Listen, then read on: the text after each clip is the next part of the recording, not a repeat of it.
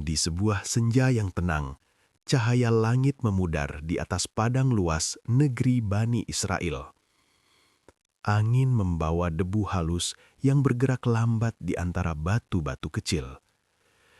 Di tengah keheningan itu, berdirilah seorang nabi yang mulia, Nabi Musa alaihissalam, menghadapi kaumnya yang berkumpul dengan penuh rasa ingin tahu. Seorang lelaki bertanya kepada beliau, "Wahai Musa, adakah di muka bumi ini orang yang ilmunya lebih tinggi darimu?" Nabi Musa alaihissalam menjawab sesuai keyakinannya, "Tidak ada." Tidak lama kemudian, wahyu datang menegur dan mengajarkan bahwa ada seorang hamba Allah yang diberi ilmu khusus, ilmu yang tidak diberikan kepada siapapun selain yang Allah kehendaki. Seorang hamba yang kedudukannya terhormat di sisinya, dialah Nabi Khidir alaihissalam. Mendengar itu, hati Nabi Musa alaihissalam bergetar, bukan karena cemburu, tetapi karena kerinduannya pada ilmu. Dengan kerendahan hati, beliau berseru dalam doa, "Ya Allah, pertemukan aku dengan hamba-Mu itu." Dalam keheningan malam, wahyu turun. "Engkau akan menemukan dia di pertemuan dua lautan. Bawalah seekor ikan sebagai tanda. Ketika ikan itu hilang, disitulah dia berada." Maka dimulailah perjalanan panjang ini. Di fajar yang redup, Nabi Musa alaihissalam berjalan ditemani pemuda setianya, Yusha bin Nun. Keduanya melangkah menyusuri tebing-tebing terjal, sungai yang mengalir deras di antara batu-batu hitam dan padang panjang yang seakan tiada akhir. Hari berganti hari, hingga suatu waktu rasa lelah membuat mereka berhenti di sebuah batu besar yang teduh. Di sanalah tanda itu muncul.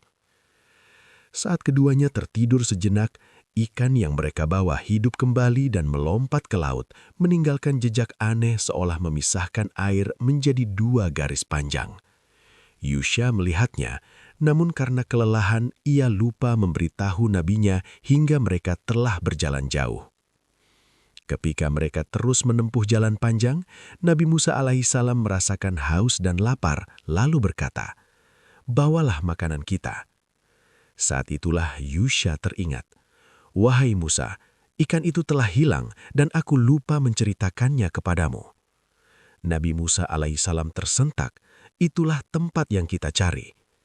Mereka bergegas kembali menyusuri jejak yang telah dilewati. Dan pada tepi pertemuan dua lautan itu, di tempat yang dikelilingi kabut tipis dan angin lembut, berdirilah sosok yang Allah janjikan.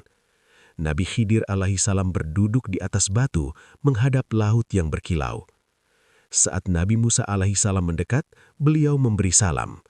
Nabi Khidir alaihissalam menjawab dengan tenang. Nabi Musa berkata, "Aku datang untuk belajar darimu ilmu yang Allah ajarkan kepadamu." Nabi Khidir alaihissalam menatap dengan bijak. "Engkau tidak akan sanggup bersabar bersamaku." Nabi Musa menjawab dengan sungguh-sungguh, "Insya Allah, engkau akan mendapati aku orang yang sabar." Setelah beberapa kali mengingatkan, Nabi Khidir alaihissalam menerima permintaan itu dengan satu syarat. "Jangan bertanya tentang apapun sampai aku sendiri yang menjelaskannya." Nabi Musa mengangguk. Maka dimulailah perjalanan dua nabi besar ini. Mereka menyusuri pesisir hingga tiba pada sebuah perahu milik beberapa nelayan miskin. Para nelayan itu mengenal Nabi Khidir alaihissalam dan mempersilahkan mereka menumpang tanpa meminta imbalan. Saat perahu bergerak di permukaan laut yang tenang, Nabi Musa memperhatikan dengan tenang. Namun, tanpa peringatan, Nabi Khidir alaihissalam merusak bagian perahu dengan melepas beberapa papan kayunya. Nabi Musa terkejut. "Engkau membuat lubang pada perahu itu. Apakah engkau hendak menenggelamkan mereka?" Nabi Khidir alaihissalam berkata lembut, "Bukankah aku katakan bahwa engkau tidak akan mampu bersabar?" Nabi Musa menunduk dan meminta maaf. "Jangan hukum aku karena kelupaan." Mereka melanjutkan perjalanan. Setelah menempuh jalan darat, mereka memasuki sebuah desa kecil. Di sana mereka melihat anak kecil bermain sendirian. Tiba-tiba, Nabi Khidir alaihissalam menghampiri anak itu dan mengakhiri hidupnya. Nabi Musa terperanjat, hatinya diguncang hebat. Apakah engkau membunuh jiwa yang tidak bersalah? Nabi Khidir alaihissalam mengingatkan lagi, bukankah aku katakan kepadamu, engkau tidak akan mampu bersabar? Nabi Musa menahan guncangan hatinya. Jika aku bertanya lagi setelah ini, jangan engkau izinkan aku bersamamu. Perjalanan mereka berlanjut hingga mencapai sebuah kota. Mereka meminta jamuan, tetapi penduduk kota itu menolak memberi makan. Ketika mereka hendak pergi, Nabi Khidir alaihissalam melihat tembok rumah yang hampir roboh. Beliau memperbaikinya dengan tangan beliau sendiri. Nabi Musa heran, mereka tidak menghormatimu. Mengapa engkau memperbaiki tembok bagi orang yang tidak memberi kita makan? Bukankah engkau bisa meminta upah? Nabi Khidir alaihissalam berdiri dan berkata, inilah perpisahan antara aku dan engkau.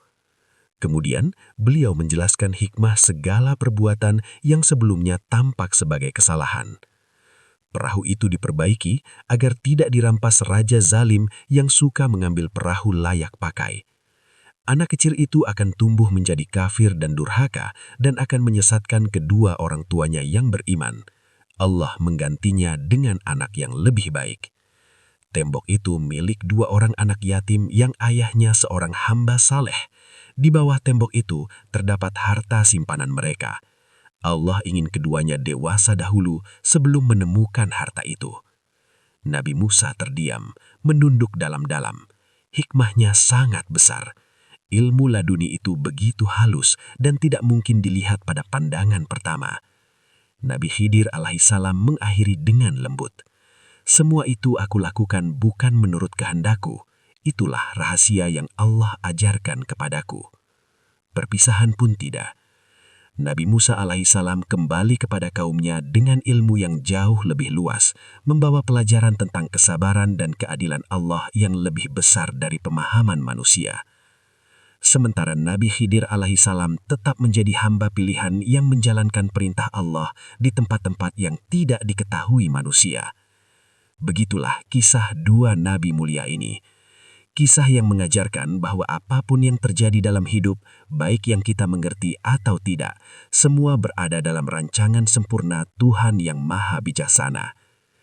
Akhir perjalanan ini bukan hanya kisah mereka, ini adalah pelajaran bagi setiap hati yang ingin memahami hikmah.